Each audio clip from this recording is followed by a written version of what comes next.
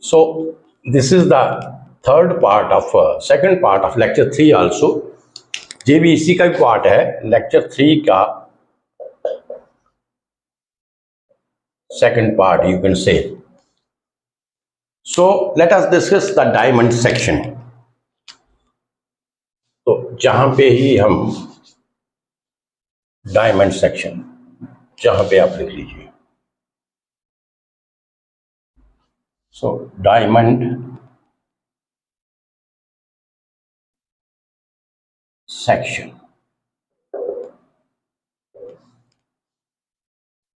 So diamond section क्या है?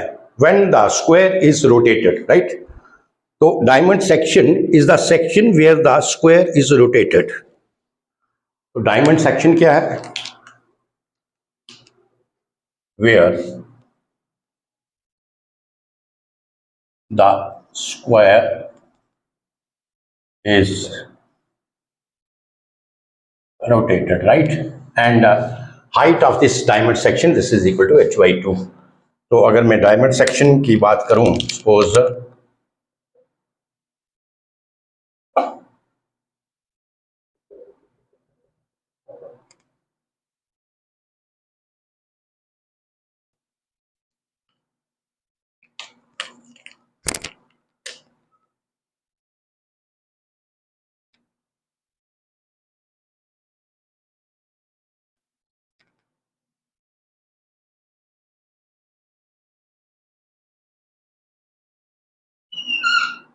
right?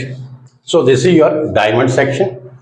Here you have seen that the square is rotated and a height of this जहां से लेके जहां तक हाइट जो है इसकी कितनी होगी? h by 2.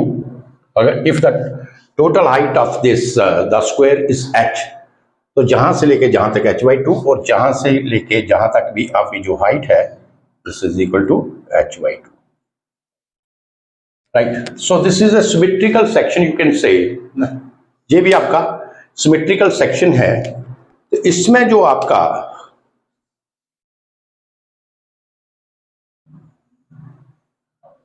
जो वेरिएशन होगा टाउ का, तो इसमें वेरिएशन जो आपकी टाउ की होगी वो किस तरीके से होगी?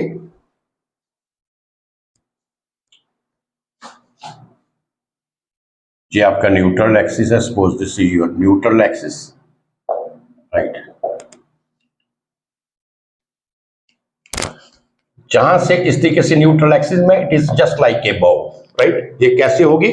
जैसे आपका बो है उस तरीके से इसकी आपकी वेरिएशन होगी. You understand that? So variation is just like a bow here.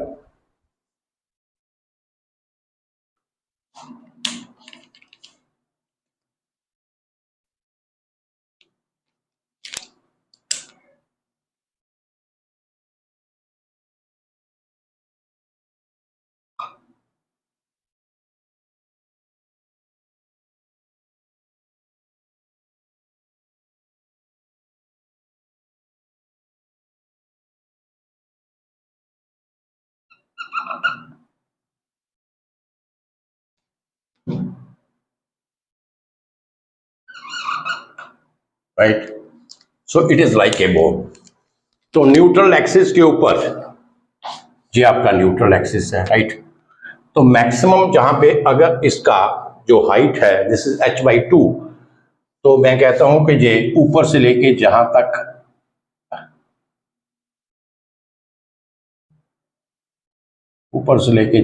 Height जो है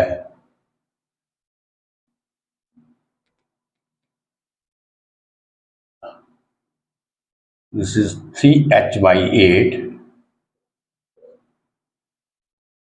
जे आपकी आ गई h by 8. फिर नीचे से ले जाओ जहां तक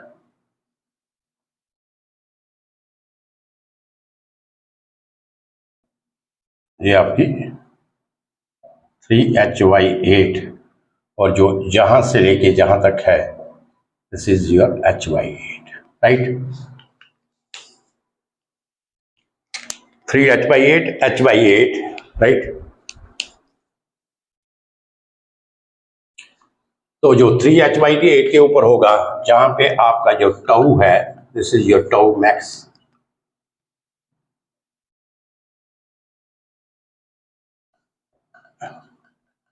tau max, right, and this is your tau neutral axis, right. तो इसकी डायग्राम इस तरीके से बनेगी, just like above, right.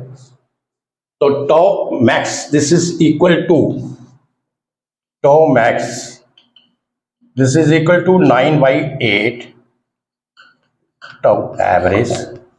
Tau max कितना होगा?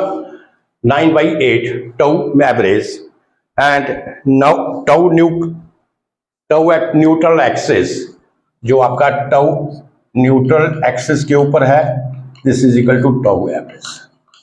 सो here you will get the two values of tau in case of the diamond section. ये सिर्फ आप याद रखिएगा और इसकी डायग्राम आप याद रख लीजिए। It is just like A Bob. जो टाउ मैक्स होगा 3h/8 जो हाइट होगी फ्रॉम टॉप से और बॉटम से, उसके ऊपर जो टाउ मैक्स टाउ की वैल्यू जो होगी वो क्या होगी? मैक्सिमम होगी। और टाउ मैक्सिमम की क्या वैल्यू है? 9/8 tau average, and this is tau जो nuclear at the neutral axis के ऊपर होगा, this is equal to tau average, right? So here you have seen in all these cross sections, we can say that the circular cross sections are triangular cross section tha, as well as the rectangular cross section and this diamond cross section. Here you have seen that these are the symmetrical cross section. Here you have seen that there is the relation between the tau max and tau average. तो जहां पे ये जो आपके cross section थे, जहां पे you have scene here कि इनके बीच में टाउ मैक्स और टाउ एवरेज का you have seen the relation. Now come to the I section और टी सेक्शन। आई सेक्शन और टी सेक्शन की बात करते हैं। Let us understand. In case of the I section or T section, you have seen that first though you will not get any relation between the tau max and tau average. तो ये जो sections हैं आपकी I section है, T sections हैं, इसमें आपका you will not find any general relation between the tau max and tau average, right? Because in case of all the previous cross sections which we have done, उसमें आपने देखा कि जो a by var की value है, right? a by var, the value of the a by var in all the previous section we have seen the value of the a by var that is changing gradually. You can say that is increasing gradually, or it is decreasing gradually. But in case of the I section, you cannot say that I section is only of one type. You try to understand what I am saying here. I section is not only of one type. There are a lot of variations in the I section or T section. Why? Changing the variation or by doing the variations in the length, in the width of the flange or the web. क्या हो सकता है? ये आपका I section है। पहले हम I section इसका बना लेते हैं। तो इन केस ऑफ आई सेक्शन की बात करता हूं मैं।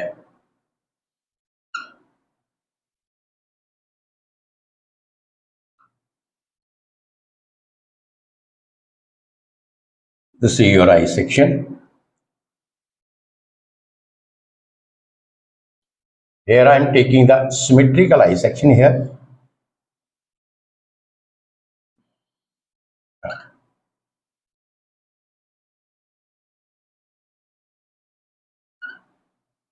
So this is your I section, right? I section में ये आपका क्या है? This is called the flange. ये याद रखें, ये आपको इसको क्या बोलते हैं? फ्लैंज। इसको क्या बोलते हैं? This is your web, right. So you will find the different type of the I sections here. There is the variation in the I section. How there is a variation in the I section? By increasing the width, or you can say width of the flange is more than the width of the web, or width of the flange is less small as compared to the width of the web, or length of the flange is more with respect to the length of the web, or length of the flange is less, or length of the web is more, you can say, with respect to flange, like this. तो इस तरीके से if you are doing such type of variations, you will find that the different type of the I sections here. तो आपको different type of I sections मिलेंगे. इसी तरीके से आपको different T sections मिलेंगे, कि जो T section है वहां पे आप width को, जो फ्लैंज की width है उसको increase कर सकते हैं, वेब की width से उसको decrease कर सकते हैं. तो by doing these small variations there, you can say that you will get different type of the I sections as well as the T section, right? Now just consider the I sections here. Suppose I say this is the width of the I section, right? I say the width of the I section is B. You understand? And the width of this web is B1, right? If we will consider this layer, just see here, अगर मैं इस layer को consider करता हूं, इस layer को, if I am considering this layer here, तो आप जहां पे देखें कि in this layer in this layer the width will drastically change from B to V1, where the web is connected with the flange.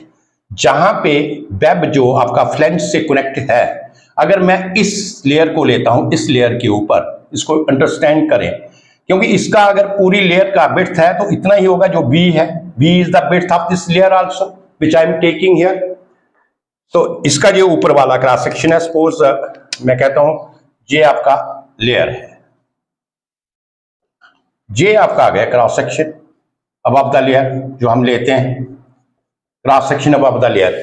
But here you have seen that if I consider this layer, so at this layer there is the variation of the width. कहां पे variation होगा, sudden change कहां पे होगा width का? where the web is connected with the flange. जहां पे web आपका फ्लैंज से कनेक्ट हुआ है, तो पहले तो ये विड्थ जो है जहां से लेकर इस लेयर के ऊपर पूरी विड्थ क्या थी, बी है, बट जहां पे जब ये कनेक्ट होगा तो एकदम इसकी विड्थ जो है वो रिड्यूस हो जाएगी, that will become B1. You understand? तो एक लेयर के ऊपर you have seen that, you have notice that there are two widths. There is the sudden drop of the width from width V to V1 at the flange. You understand that?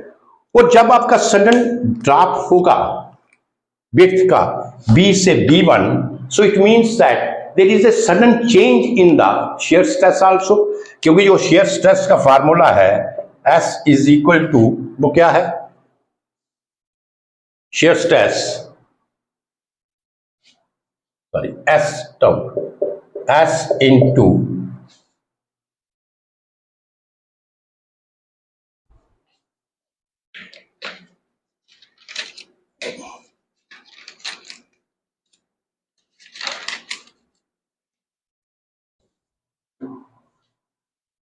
so this is A by var upon pi into B. ये आपका formula है.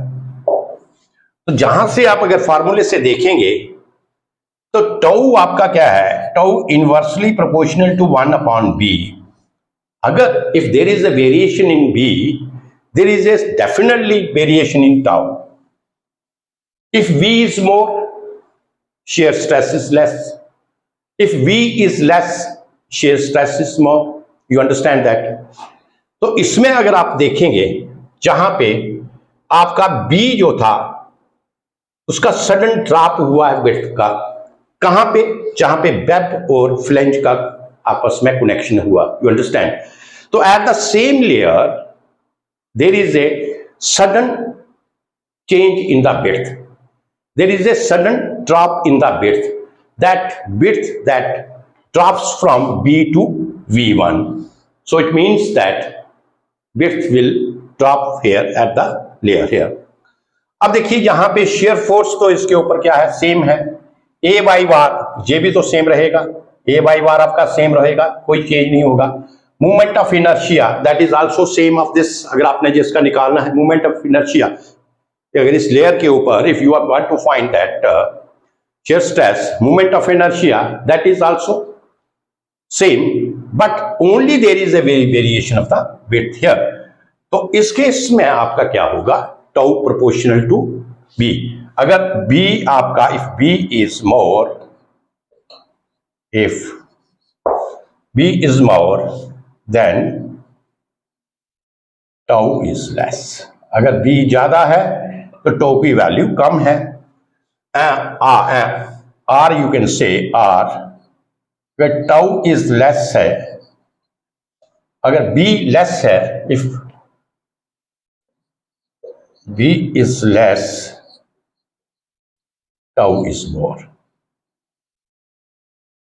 So ये conditions आपको समझ आ गया, you understand that. अगर आपका B ज्यादा होगा तो शेयर स्ट्रेस आपकी क्या होगी, कम होगी। अगर आपकी विड्थ ज्यादा होगी तो शेयर स्ट्रेस आपकी कम होगी, और अगर आपकी विड्थ कम होगी तो शेयर स्ट्रेस आपकी ज्यादा होगी। तो ये आपका आई सेक्शन का था।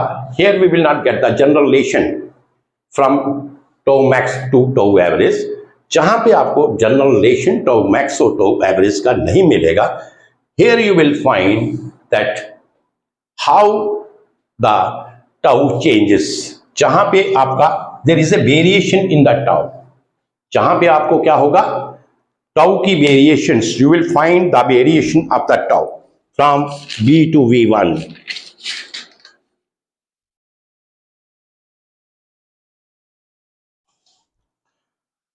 तो जहां तक ये चीजें आपको क्लियर हो गया, तो इसका जो डायग्राम बनेगा,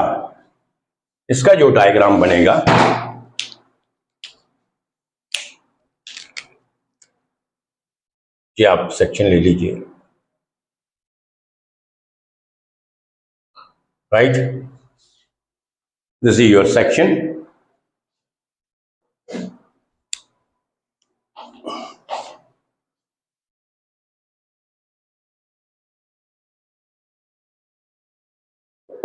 राइट, तो पहले क्या होगा, जहां पे first the tau is like this, right, जहां से टाउ पहले इस तरीके से आएगा, इट विल पैराबोलिकली, जब ये जहां पे पहुंचेगा तो जहां पे आपकी विड्थ जो थी वो सडनली ड्रॉप हुई, कहां से, B से B1 में। तो जैसे आपको बताया मैंने कि if the width will drop the tau will change, तो टाउ आपका इस तरीके से चेंज होगा, राइट। ये आपका आ गया tau 1 and this is your tau 2, right.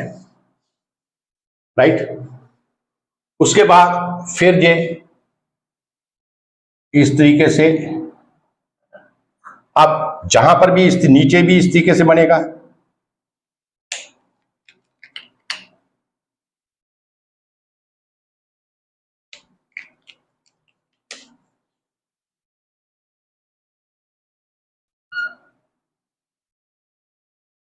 Right, और उसके बाद ये इस तरीके से,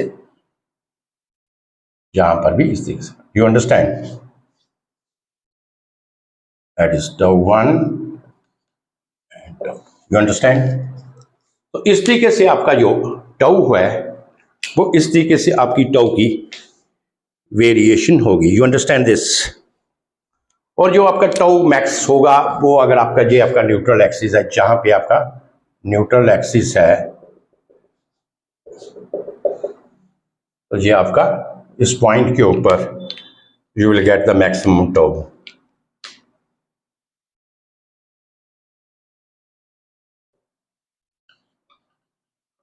ये tau max होगा,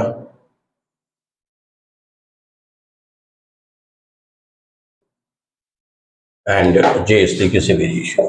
You understand?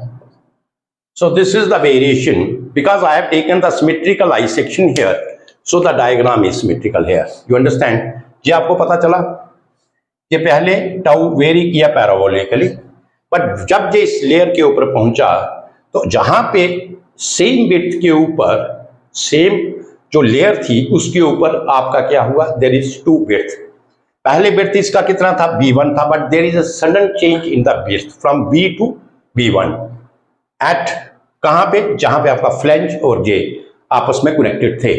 तो इसलिए क्या हुआ कि जहां पे टाउ का वेरिएशन हुआ, टाउ 1 टू टाउ 2, विड्थ जैसे आपकी जहां पे लेस हुई, टाउ आपका यहां पे इंक्रीज हो गया. टाउ यहां पे ज्यादा है. पहले टाउ 1 इस पॉइंट के ऊपर था और इस पॉइंट के ऊपर विड्थ जब आपका बी से B1 हुआ तो टाउ आपका इंक्रीज हुआ टाउ 1 से tau 2, right. So you can say here in this is a symmetrical diagram because I have taken the I section जो है जहां पे symmetrical I section I have taken here. तो ये जो आपकी डायग्राम है this is a symmetrical diagram in this case. तो ये आपका I section में बनेगा. But here you will see that there is no relation between the tau max and tau average here.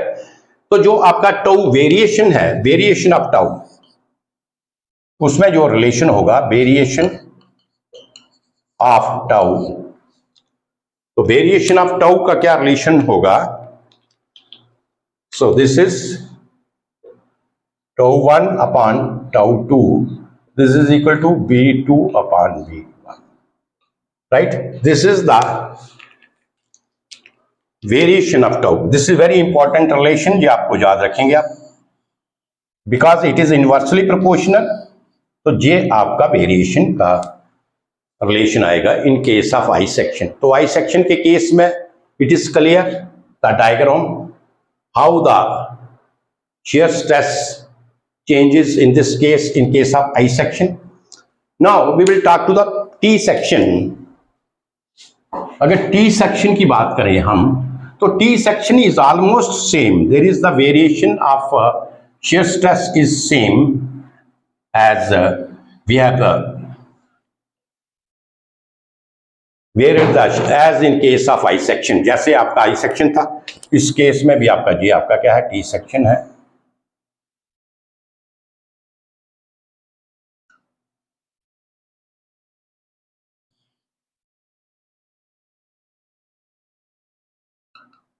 ये वेब और फ्लंज है, इसमें भी इसका विड्थ ये आपका B विड्थ है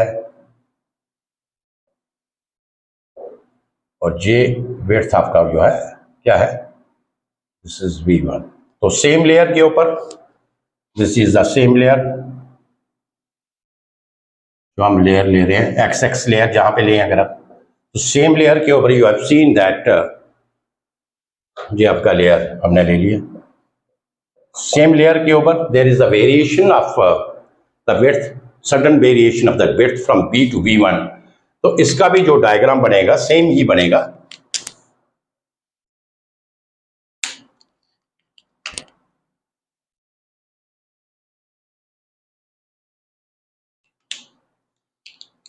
पहले इसका इस तरीके से आएगा,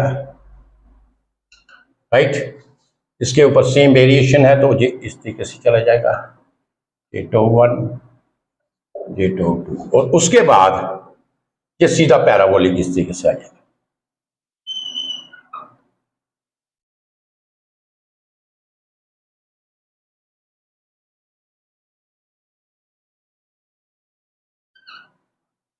राइट. तो उसके बाद इस तरीके से ये पैराबोलिक शेप में आ जाएगा. You understand.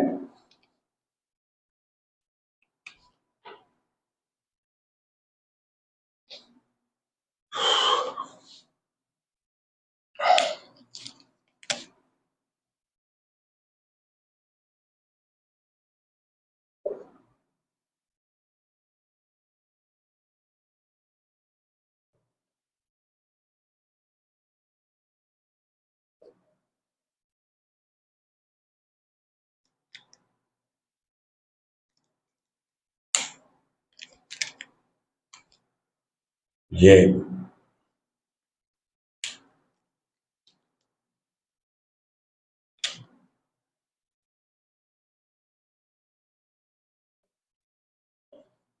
Understand this? ये आपका आई सेक्शन और टी सेक्शन का क्लियर हो गया, right?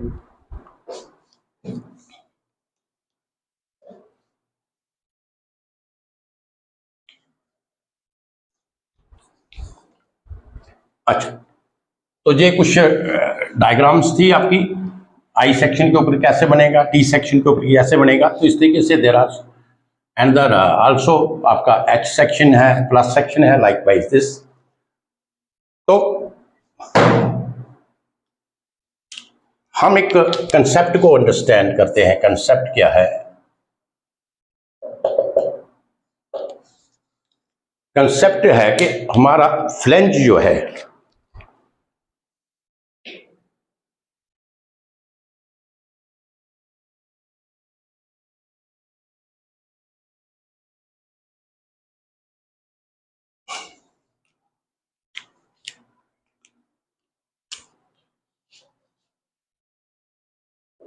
by we add the flanges। कोई भी सेक्शन है उसके ऊपर हम फ्लेंजेस को क्यों ऐड करते हैं? Just understand.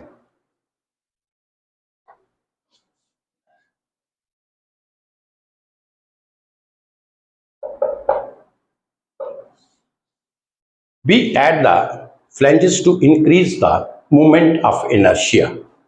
हम फ्लेंजेस को क्यों इंक्रीज ऐड करते हैं? कि जो भी सेक्शन है उसका moment of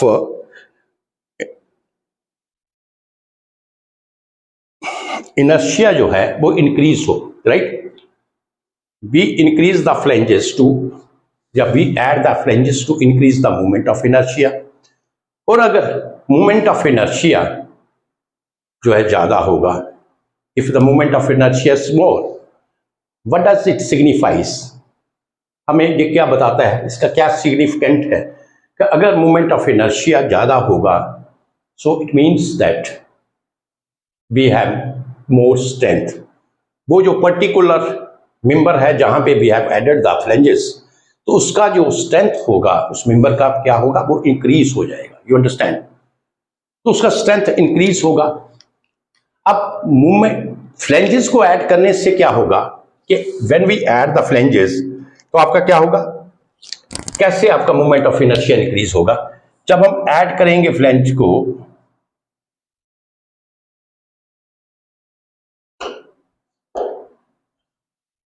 so that signifies that we have increased the area, so that signifies ये क्या,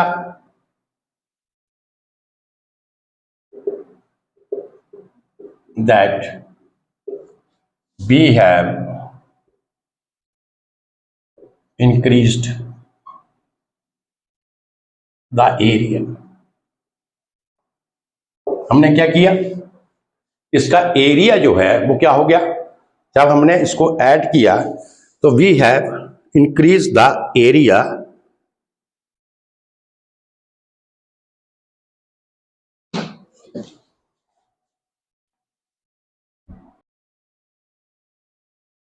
जहां तक तो चीजें आपको क्लियर है। Now the question is that where we have to add the flanges. अब हमें फ्लेंजेस को कहां पे ऐड करना है, whether we have to add the flanges on the top और at the middle, this we have to see. अगर हम फ्लेंजेस को टॉप के ऊपर ऐड करते हैं, if we are having the more distance from the neutral axis, means अगर आपका फ्लेंज का जो डिस्टेंस है जहां पे हम ऐड कर रहे हैं, इफ दैट डिस्टेंस बाई आपका ज्यादा है, बाई इज मोर, बाई क्या है, that is the distance from the neutral axis. If we are adding the flanges at the more distance, it means that the by is more। तो moment of inertia जो आपका है, moment of inertia, moment of inertia, this you know, this is equal to a into y square, right? ये किसके बराबर होता है? a into y square. So means अगर आप का जो फ्लेंज है उसका distance from the neutral axis से जितना जितना हम उसको ऊपर लेते जाएंगे, उसका डिस्टेंस इंक्रीज करते जाएंगे, तो हमारा क्या होगा? मोमेंट ऑफ इनर्शिया भी क्या होगा? इंक्रीज होगा। वो जब मोमेंट ऑफ इनर्शिया इंक्रीज होगा, इट मीन्स दैट वो जो गिवन स्ट्रक्चर है उस स्ट्रक्चर का स्ट्रेंथ जो है वो क्या होगा? इंक्रीज होगा। You understand? तो so we have seen that in most of the cases flanges are added at the more distance from the neutral axis. Flanges को हम on the top और on the bottom के ऊपर ही, क्योंकि उसका distance जो neutral axis के से होगा वो क्या होगा? ज्यादा होगा, उसके ऊपर ही हम ऐड करते हैं। ये रीजन है उसका ऐड करने का। हम मिडल में नहीं ऐड करते। मिडल में अगर हम ऐड करेंगे तो हमारा क्या होगा? जो बाई का डिस्टेंस है वो क्या होगा? कम हो जाएगा। वो जो स्ट्रेंथ है पर्टिकुलर स्ट्रक्चर की वो क्या होगी? कम हो जाएगी। बट हमें समटाइम्स हमें हॉस्पिटल का साइन बनाना है तो वहां पे तो आपका इस तरीके से ही होगा। You understand? इस तरीके से होगा अगर आपका हॉस्पिटल का साइन है। तो अब हम कहेंगे कि हमने ये फ्लेंज को जहां पे ऐड क्यों कर लिया? That should be at a higher distance. तो ये चीजें भी देखना पड़ती है। अब जो पर्टिकुलर साइन है वो तो वैसा ही बनेगा जैसे बनाना है। You understand? But the concept is, जो मैं जहां पे आपको एक छोटा सा कंसेप्ट था इसमें कि आपने फ्लेंजेस देखे होंगे और हम मोस्टली हम देखते हैं कि जो फ्लेंजेस जो होते हैं वो at a bigger distance from the neutral axis के ऊपर हम ऐड करते हैं। उसका रीजन क्या है? उसके दो रीजन है। एक तो आप जब फ्लेंज ऐड करते हैं तो उससे जो पर्टिकुलर सेक्शन है उसका एरिया, क्रॉस सेक्शन एरिया जो है वो इंक्रीज हो जाएगा। एक तो आप एरिया ऐड करेंगे, मैक्सिमम एरिया ऐड हो जाएगा। और दूसरा, अगर आप उसको at more distance from the y, that is from the neutral axis के ऊपर ऐड करते हैं तो क्या होगा? जो ए वाई स्क्वायर है that is the moment of inertia, तो उसका जो मोमेंट ऑफ इनर्शिया होगा वो क्या होगा? वो इंक्रीज हो जाएगा। मोमेंट ऑफ इनर्शिया उसका बढ़ जाएगा और जो पर्टिकुलर आपका सेक्शन है उस पर्टिकुलर सेक्शन की जो स्ट्रेंथ है वो आपको इंक्रीज हो जाएगी। You understand? So this is the concept behind this, why we add the flanges, where we add the, why we add the flanges and where we add the flanges, or where we should add the flanges. That is this is a very small concept जो मेरे दिमाग में idea में आया। So I want that should be also clear to you कि flanges के बारे में हम पढ़ रहे थे। फ्लेंजेस कहाँ पे होने चाहिए? अब आई सेक्शन की बात करते हैं तो आई सेक्शन में आप देखते हैं फ्लेंजेस को हम टॉप के ऊपर ही रखते हैं। एंड मोस्टली जो आपका आई सेक्शन है वो हम मोस्टली आई सेक्शन को ही यूज करते हैं मैक्सिमम केसेस के ऊपर, राइट? और टी सेक्शन में भी अगर आप देखें तो टी में भी जो आपका फ्लेंज है that is on the top, but there are some sign board also जहां पे आप देखेंगे कि फ्लेंजेस आपके टॉप में नहीं होंगे, वो आपके मिडल में होंगे। तो वो that is something else, that is not for the strength but that will show you the particular you can say sign of the, जो भी आपका सिस्टम है उसका साइन को दिखाने के लिए तो उसमें हम फ्लेंज को ऐड करते हैं। You understand? So this is the concept. No, एक छोटी सी हम प्रॉब्लम लेते हैं। Let us discuss one problem here and then the lot of things that will be, you can say, वो आपको क्लियर हो जाएगी।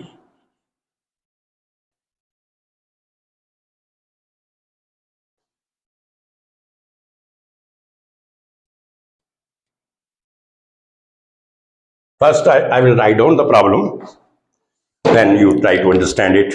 और एक वेरी इंपॉर्टेंट प्रॉब्लम है। So this is the numerical. The maximum shear stress at the cross section of the beam of rectangular section. ये rectangular section है beam का।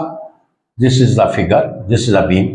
Rectangular section जिसका width जो है वो 200 mm है, height depth जो है 300 mm है, shown in the figure, and this is the figure. We have to find the maximum shear stress.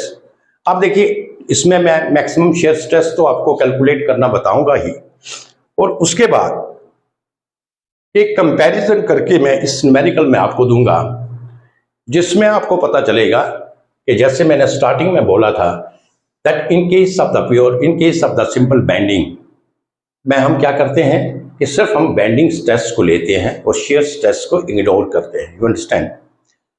अब शियर स्ट्रेस को क्यों इग्नोर करते हैं? This is the particular beam, और जहां पे जो लोड वगैरह के जो पोजीशन दिया है वो दिया है, राइट? तो इसके ऊपर हमें शियर स्ट्रेस फाइंड आउट करना है कि मैक्सिमम शियर स्ट्रेस कहाँ है। तो ये तो हो गया आपका ये क्वेश्चन का पार्ट जो आपने करना है। You understand? इसी बीम के ऊपर then we will calculate the bending stress and will see that where is the what is the value of the bending stress. Then you come to know that there is a big comparison of the bending stress as well as the shear stress. तो चलो let us start the problem. अब इस problem को हम start करते हैं। Solution. तो सबसे पहले we have to find the reactions. This is the beam, uniformly distributed load is on the beam, that is 10 kilonewton per meter. So there is one support here at A, and this is the another support at B, and so the distance between the two supports that is given as 3 meter and 1 meter, right? तो सबसे पहले first we will find the reactions. हम क्या करेंगे, तो इधर से start करते हैं, इसको हम डायग्राम के लिए रखेंगे। तो हमें reactions we have to find the reaction R A and R B. तो सबसे पहले हम आर ए, क्योंकि हमें शियर फोर्स निकालना पड़ेगा पहले। शियर स्ट्रेस निकालने के लिए first we have to find the shear force, कि मैक्सिमम शियर फोर्स कहां पे होगी। तो जब तक आपकी मैक्सिमम शियर फोर्स नहीं निकलेगी तो how we will calculate the stress. You understand?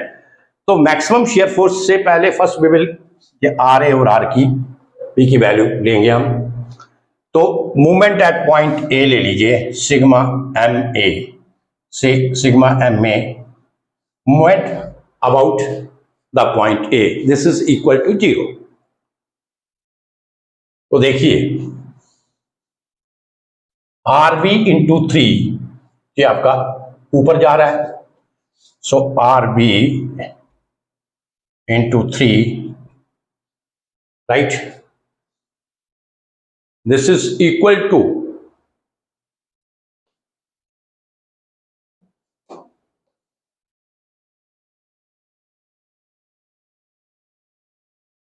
RB into 3,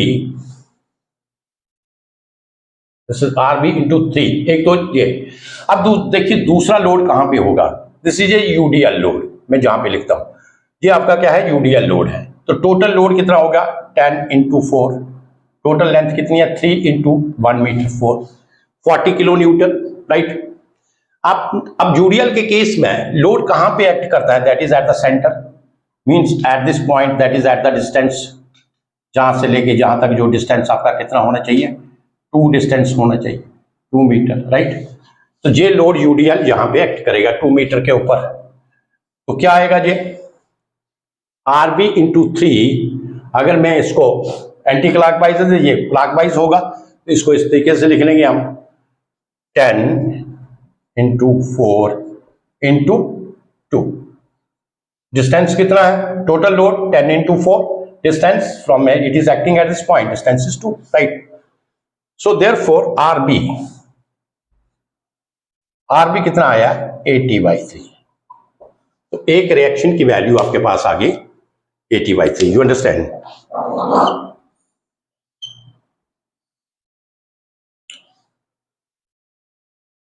now we have to find the R A, हमें आरए भी फाइंड आउट करना है।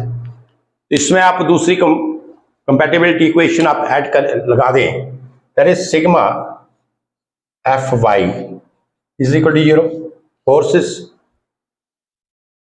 इन the vertical direction they are equal to 0। तो क्या आएगा ये,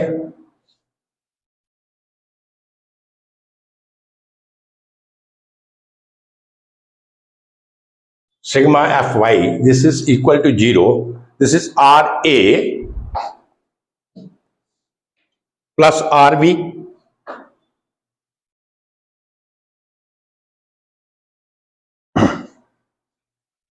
सो this is R A,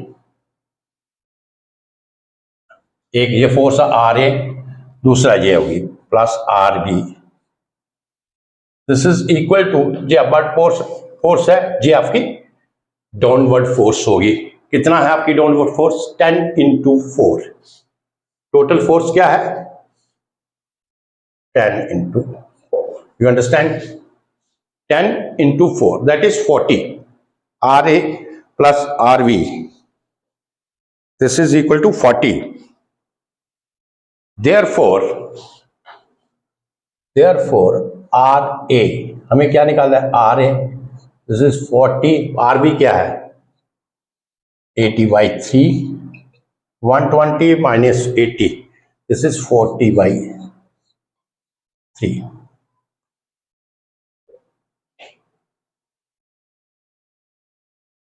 kilo newton. तो ये आपकी फोर्सेस आ गई आर ए और आर बी की वैल्यू, यू अंडरस्टैंड? ये आर की आपकी। अब हम क्या करेंगे? शेयर फोर्स डायग्राम ड्रा करेंगे, because we have got the value of R A R B. Now we will draw the shear force diagram.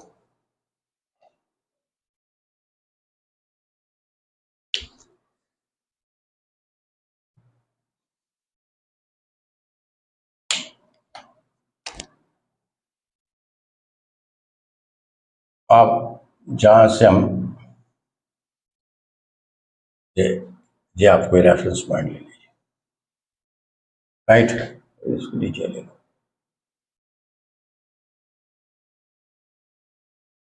अब हम shear force diagram S F diagram draw करेंगे, राइट? सो देखिए, at point A, ये point आपका A है, at point A there is a sudden increase of the force, जहां पे आपका सडन इंक्रीज हुआ फोर्स का आर ए, कितना हुआ? ये सडन इंक्रीज कहां पे हुआ? ए पॉइंट के ऊपर। जे आपका सपोज करो आ गया, मैं कहता हूं 40/3, right? There is a sudden increase of the force at point A.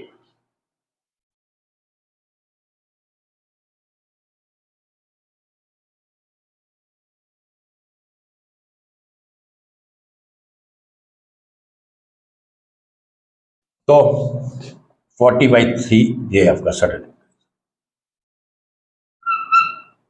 40, right? अब आ जाइए पॉइंट बी के ऊपर, this is your point B.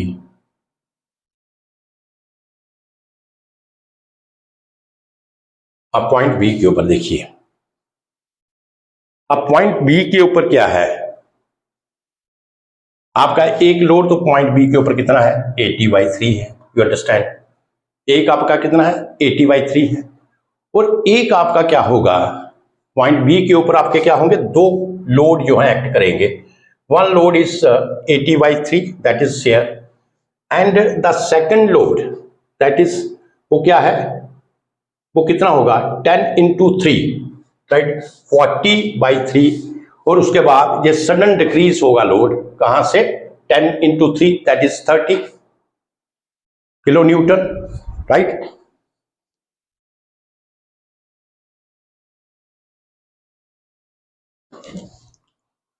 So you can say that there will be the two value of the shear force at the point B. ये आपका point B है. At the point B you will get the two value of the shear force. One value of the shear force that is without 80/3, and then the second value of the shear force when will include 80/3. तो ये आपका था जहां पे। अब देखिए, अब जहां से आपका लोड जो है चेंज हुआ 40/3 था, तो उसके बाद देखिए ये जहां पे कितना हो गया? 30। तो ये आपका आ गया जहां पे 40/3 minus 10/3, sorry minus 30, so this is minus 50/3, you understand? 40/3 से this load is upward and this load is downward, तो बी के ऊपर क्या आएगा यहाँ पे? Minus 50/3. You say this point is -50/3 kilo Newton. You understand? अब इसको आप मिला दीजिए पॉइंट का।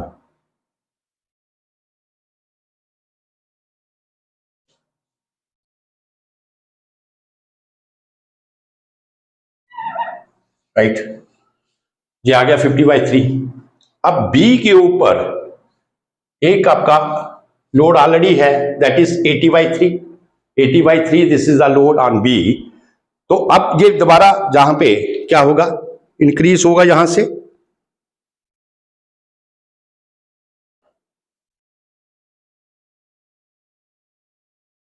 So you can say that at the point B, there will be the sudden change in the shear force.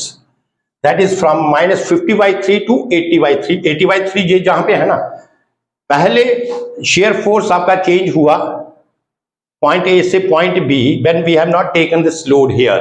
देखिए ये shear force डायग्राम ड्रा कर रहे हैं, ये आपने पहले बहुत पहले मैंने आपको पढ़ाया था, तो वो लेक्चर आप देख लीजिए so that you must come to know. वहां पे बहुत डिटेल में मैंने दिया है। उसके इसके 6-7 लेक्चर आई थिंक हैं आपके shear force bending movement diagram के। अगर आप मेरे यूट्यूब चैनल में जाएंगे AK मैकबर्स, तो वहां पे आपको ये पूरा complete shear force bending movement diagram का एक एक चीज आपको कंप्लीट डिटेल में मिलेगा। अब शेयर फोर्स जो है ये एट पॉइंट बी के ऊपर देखिए, आरबी कितना, रिएक्शन कितना, 80/3, that is the opposite direction. कहाँ, राइट, ये किस डायरेक्शन में है, अपवर्ड डायरेक्शन में है। ये क्या है, डाउनवर्ड डायरेक्शन। तो वहां से sudden change in the shear force, तो शेयर फोर्स जहां से चेंज होगा तो इसको मिटा देते हैं। So there is a sudden change in the shear force. तो शेयर फोर्स कितना आ जाएगा, देखिए इस पॉइंट के ऊपर क्या आ जाएगा, एट बी के ऊपर, at B when we consider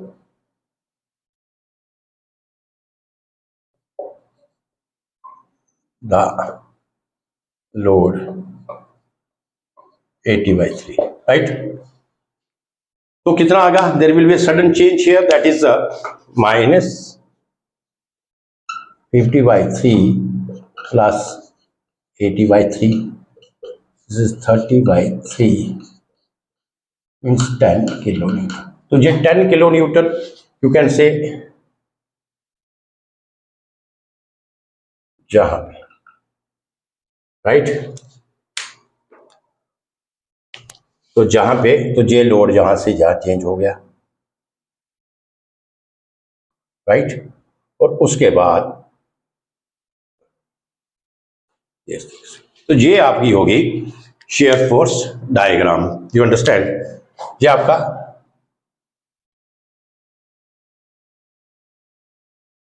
share force diagram.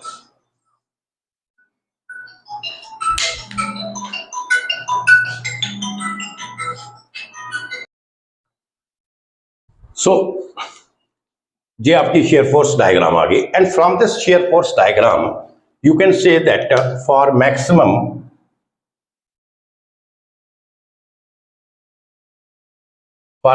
Shear force कहां पे है, क्या है, maximum shear force. Maximum shear force from this diagram you have seen that this is a 50/3। Minus और प्लस का doesn't mean this is having the negative value or it is less and that is more. This is the sign convention you can say. इसका value, ये आपका sign convention का value है, ये plus minus only we have to see the magnitude. तो maximum shear force आपका ये आ गया, right.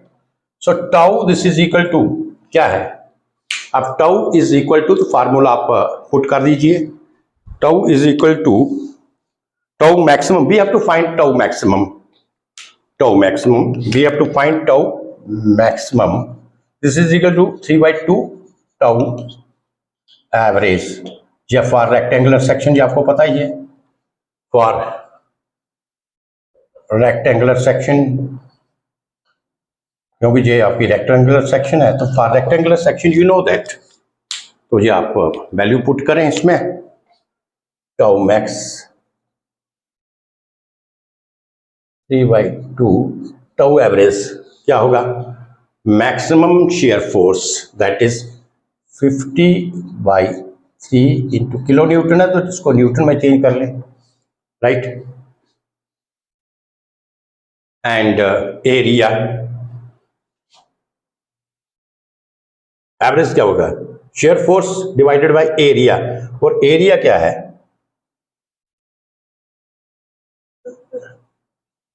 200, that is this is given as width दे, इसे आप कैलकुलेट कर ले। So you will get the tau max की value. What is the value of the tau max, you will get, calculator से करके बताएं, this is equal to 0.416 MPa। तो tau max is equal to 0.416 MPa, right. तो यहां पे shear force, maximum shear force we have calculated. ये तो हो गया आपका प्रॉब्लम, जो आपको प्रॉब्लम दिया था इसमें, कि इसमें कहा था कि मैक्सिमम शेयर स्ट्रेस आप कैलकुलेट करो। So this we have calculate the maximum shear stress. और जहां पे आप देखते हैं कि in some problems for finding the maximum shear force we have to draw the shear force diagram. तो इसलिए आपको shear force diagram, shear force और बेंडिंग मोमेंट जो आपका चैप्टर है, उसको भी आपको पहले देखना पड़ेगा। आपको shear force bending moment diagram जो है, शेयर फोर्स और बेंडिंग मोमेंट डायग्राम आपको ड्रा करना आनी चाहिए। तो इसके लिए जो मेरा चैनल है AK मैकवर्स, उसमें मैंने complete shear force bending moment diagrams के ऊपर काफ़ी लेक्चर्स दिए हैं, काफ़ी डिटेल में दिया है फ्रॉम द बिगिनिंग टू, जहाँ पे जितने भी कंसेप्ट हैं आपके दिए हैं। तो अगर टाइम आपको मिलता है तो गो थ्रू दैट आल्सो, आप उनमें देखिए तो ये चीज़ें आपको क्लियर हो जाएंगी। क्योंकि ये जो जहाँ पे समटाइम्स तो आपको डायरेक्ट वैल्यू दिया होगा शेयर फोर्स का, तो तब there is no problem, but sometimes you have to calculate the value of the shear force. तो उस केस में you need to know that how we will draw the shear force diagram, how we will calculate the maximum shear force। तो उसके लिए आपको shear force diagram के बारे में जो chapters है उनको आपको देखना पड़ेगा, you understand। तो up to this the problem is over। अब जैसे मैंने आपको बताया था, आपने देखा कि ये आप वैल्यू नोट कर लीजिए, tau maximum is having a 0.416 MPa, this is a very less value, आप देखिए यहाँ पे, राइट। सपोज अब मैं मैक्सिमम बेंडिंग स्ट्रेस निकालना है, सपोज मैं अब इसी बीम के ऊपर मैं मैक्सिमम बेंडिंग स्ट्रेस निकालता हूं, you understand.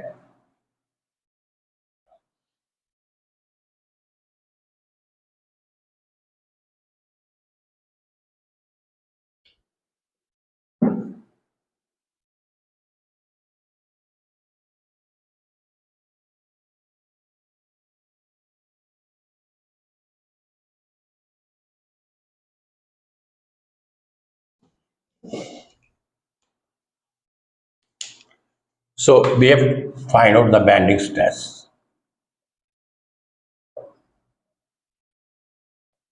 Bending stress maximum, तो ये आपको पता है M max upon Z, Z is called the section metals, right। तो इसका मतलब हमें M max की वैल्यू निकालनी पड़ेगी, मैक्सिमम बेंडिंग मोमेंट निकालना पड़ेगा। तो we will take this triangle, suppose this is having X, so area of this triangle, this is the maximum bending moment, right। तो mx क्या होगा, mx area of triangle, suppose मैं ये कर लूँ आपका A B C, नहीं A B C E F G। सो तो हमें इसका एरिया ऑफ द ट्राइंगल निकालना पड़ेगा, EFE, राइट। तो this is equal to half into क्या होता है, बेस इनटू हाइट। हाइट तो आपके पास 40/3 ये आपको दिया है, 40/3 from here to here shear force ये दिया है, that is 40/3 kilo newton. But हमें this value we have to find out, हमें क्या फाइंड आउट करना है, ये वैल्यू फाइंड आउट करना है। अब देखिए, अगर हम जहां से लेके जहां तक टोटल डिस्टेंस कितना 3 है, अगर ये आपका x है तो जहां से लेके जहां तक कितना डिस्टेंस हो जाएगा 3 minus x, right. So from these two similar triangles J और जे, सीधा लिखते हैं फ्रॉम सिमिलर ट्राइंगल्स, क्या आएगा ये x अपॉन 40/3, जैसे कर लो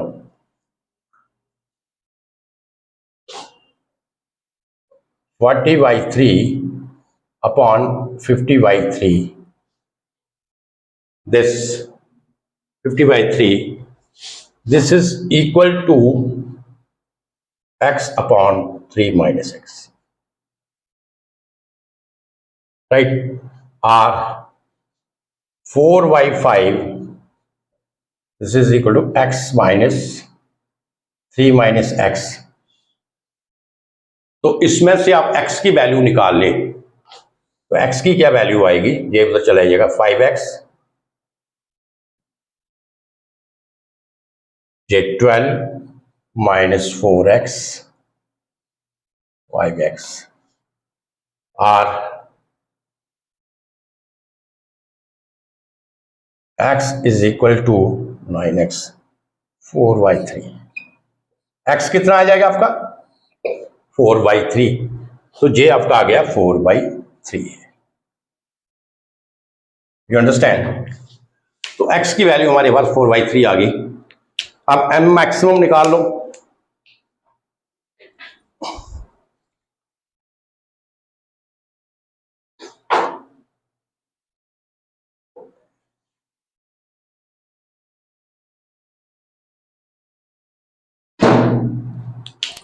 तो m maximum 1/2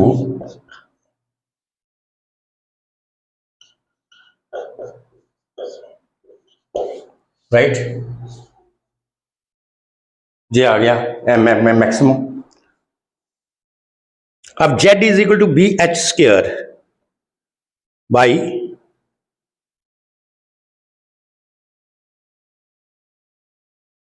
z is equal to b square bh square by 6.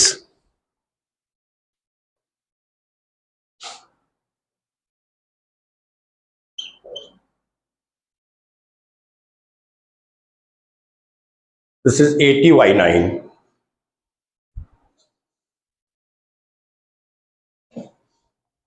right? This is 80/9 kilometre, ये आपकी वैल्यू आ गई। अब sigma M X, this is equal to M maximum upon Z, put करो एम मैक्सिमम 80/9 और जेड कितना आ गया B H square by 6 in case of the rectangle section. In case of rectangle section, this is equal to bh square by 6. So this is equal to 80/9 into b कितना है 300 square by 6. You understand? तो इसे simplify कर लो, simplify करने के बाद sigma maximum की जो वैल्यू आएगी, जस्ट चेक इट, कितना है sigma maximum, this is equal to 2.96 MPa।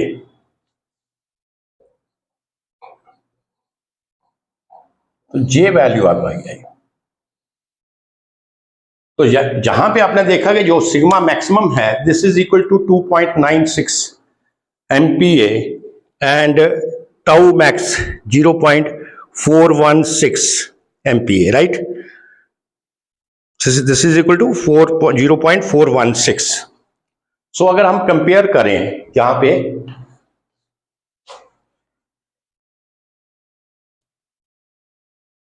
तो पहले तो आपको जहां से ही लगेगा कि ये 2.96 है, तो टाउ मैक्स तो हमने निकाला है, टाउ मैक्स आपका आई थिंक चेक कर लीजिए 0.416 लाइक दिस MPa, राइट। तो अगर मैं इसकी रेशियो करूं, कंपेयर करूं, देखिए sigma max tau max, this is equal to 2.96 upon 0.416, तो निकालना जी ऑलमोस्ट 7 टाइम्स, ये इसका 7 टाइम्स के इसका रेशियो बनेगा 7.11,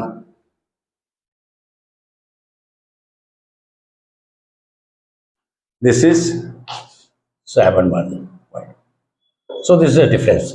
So this you can say that there is a huge difference in the bending stress, maximum bending stress and the maximum shear stress, पहली बात. So shear stress, if we compare according to this maximum bending stress, so this is taken as negligible in case of when we are studying the theory of simple bending.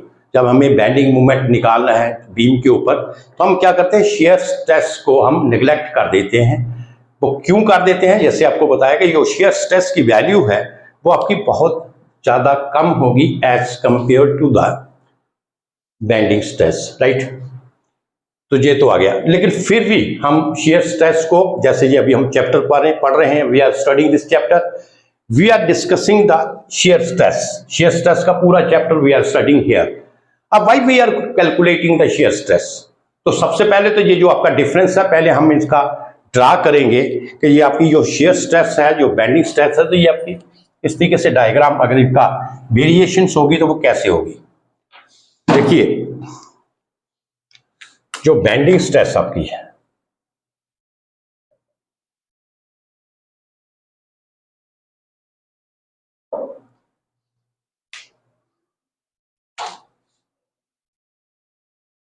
ये आपकी एक section है, ये suppose उसका neutral axis है, centre है. जो bending stress होगी ये आपकी टॉप और बॉटम के ऊपर क्या होगी, टॉप और बॉटम के ऊपर मैक्सिमम होगी.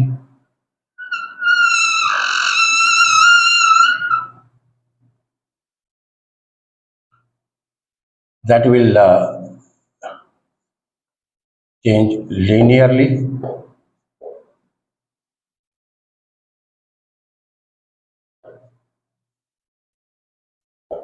राइट, ये तो आ गया बेंडिंग स्ट्रेस. सो यहां पे आप देखें टॉप और ये आपका बॉटम है, ये maximum bending stress, maximum bending stress. और at the center bending stress is 0. At the center bending stress आपकी क्या होगी, 0. तो अच्छा, दूसरा हम शेयर स्ट्रेस का भी डाल लेते हैं. शेयर स्ट्रेस,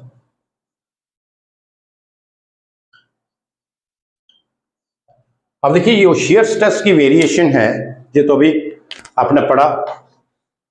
शेयर स्ट्रेस की जो वेरिएशन है, राइट, ये आपका सेक्शन है, ये आपका न्यूट्रल एक्सिस है.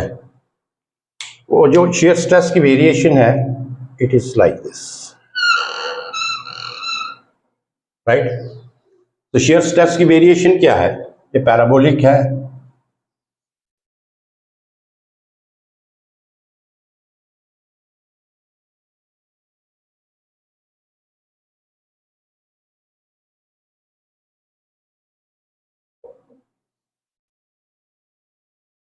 तो जहां पे आप देखेंगे अगर शेयर स्ट्रेस की जो वेरिएशन है, कि टॉप में, जैसे आपको बताया, टॉप में शेयर स्ट्रेस क्या है, 0 है, right.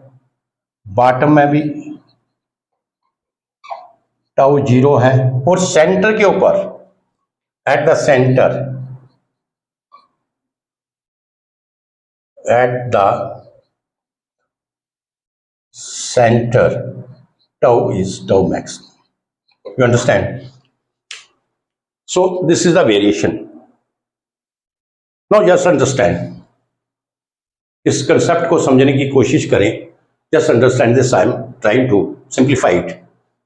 Most of the stresses you can say, except this shear stress, bending stress है, torsional stress है, जितनी भी stresses हैं, all these stresses are maximum at the top and bottom, and zero or minimum at the center. You understand? Except the shear stress. Shear stress, that is maximum, that is zero at top and bottom, but maximum at the center. And when we will design, we always consider the stresses on the top and bottom. You understand? When we design the beam or any metallic component, so we always design or consider that where the stresses are maximum, and the stresses except shear stress, all the stresses are maximum at the top and bottom. You can say जहां पे आपका bending stress maximum होगा, वहां पे आपका shear stress zero होगा. You understand? जहां पे आपका बेंडिंग स्ट्रेस क्या है, मैक्सिमम है, shear stress क्या, जीरो. और जहां पे आपका shear stress मैक्सिमम होगा, वहां पे आपका बेंडिंग स्ट्रेस क्या होगा, जीरो होगा. You understand? So then what is the need of this shear stress? Why we have calculated, why we are calculating the shear stress? The answer is all the wooden structure, जितने भी आपका wooden structure हैं, they fail. Why? The shear stress, they fail in the middle. You understand? This is a very important concept to understand. कि जितने भी आपके wooden structure है, they fail.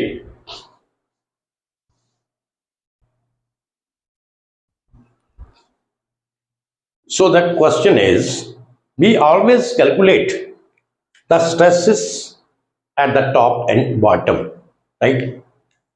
So then what is the fun? What is the need that we have calculated the shear stress here?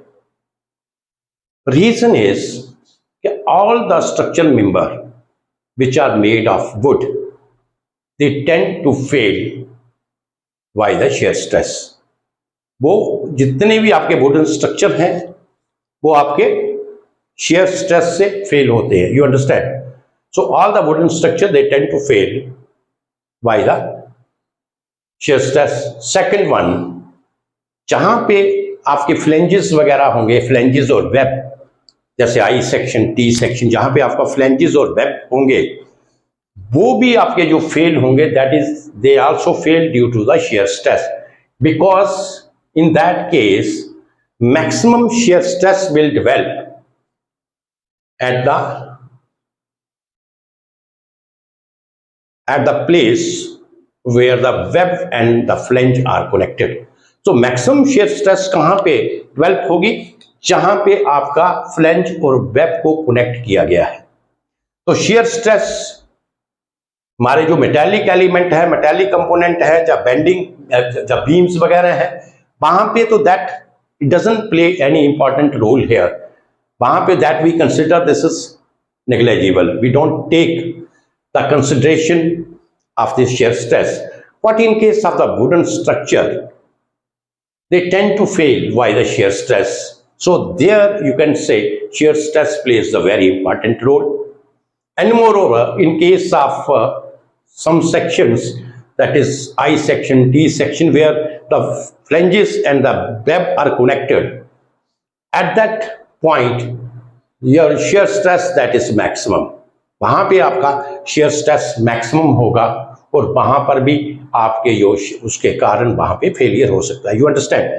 So this is the difference जो starting में मैंने आपको दिया था shear stress और बेंडिंग स्ट्रेस के बारे में, कि most of the cases we always neglect the shear stress, we don't take the shear stress.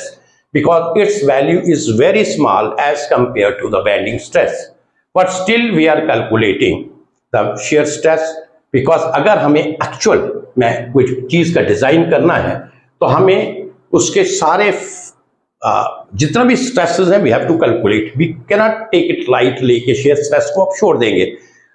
Second thing कि बेंडिंग स्ट्रेस और शेयर स्ट्रेस का कंपैरिजन मैंने आपको दे दिया कि बेंडिंग स्ट्रेस कहाँ पे मैक्सिमम है, कहाँ पे मिनिमम है, इसी तरीके से शेयर स्ट्रेस कहाँ पे मैक्सिमम है, कहाँ पे मिनिमम है। उसके बाद भी हम इसको कैलकुलेट करते हैं। क्यों करते हैं? क्योंकि जो भी आपके स्ट्रक्चरल मेंबर जो कि वुड के बने हैं वो सारे फेल होते हैं, they are having the tendency to fail by the shear stress, and moreover where the flanges and the webs are connected there the shear stress is maximum, वहां पर भी वो फेलियर वहां पे होगा। So this is the importance you can से आपका shear stress. And जो आपका पहला क्वेश्चन था स्टार्टिंग में कि why we neglect the shear stress in case of the bending, simple bending theory जब हम पढ़ रहे थे, दैट इज द रीजन। इसमें प्रैक्टिकली आपने देख लिया कि बेंडिंग स्ट्रेस और शेयर स्ट्रेस में जहां पे almost 7 times bending stress is more as compare to the shear stress. ठीक, so this is up to I think आज तक इतना काफी है। पहला लेक्चर था वो बीच में कट गया तो उसके कारण जो है जिसका मैंने बी पार्ट जो है इसको मैंने एडिशन किया। Either I will connect the lecture or या मैं दे पार्ट ए और पार्ट बी करके इन दोनों को डाल दूंगा। You understand? जो नेक्स्ट है इसमें तो सिर्फ मैंने एक न्यूमेरिकल दिया है, कुछ न्यूमेरिकल्स हम इसके करेंगे और उसके बाद इसका एक बहुत इंपॉर्टेंट टॉपिक है शेयर सेंटर। शेयर सेंटर के बारे में पढ़ेंगे। शेयर सेंटर के बाद से पहले हम शेयर फ्लो क्या होता है, हॉरिजॉन्टल फ्लो क्या होता है, तो उसके ऊपर हम आपको डिटेल में पढ़ाएंगे वहां पे। ठीक है, तो जो इसके बाद वाला नेक्स्ट लेक्चर होगा कुछ न्यूमेरिकल्स इसके करेंगे सो दैट कि चीजें आपको क्लियर हो जाए। राइट, उसके बाद और आज का जो लेक्चर है जहां तक सफिशिएंट है, इसमें 2 पार्ट में this lecture is divided in 2 part, 2 part में हो गया है। देख लेंगे या तो ये एक ही पार्ट को जोड़ के डाल देंगे, नहीं तो ये डिफरेंट दोनों पार्ट्स आपको पार्ट ए और पार्ट बी में मिल जाएगा। You understand? So thank you very much for this and next lecture just मैंने आपको बताया this pertains to the numericals. आप जहां तक जो पढ़ा है इसके न्यूमेरिकल्स हम कुछ करेंगे, प्रैक्टिस करेंगे so that we can understand it well. Right, so thank you very much.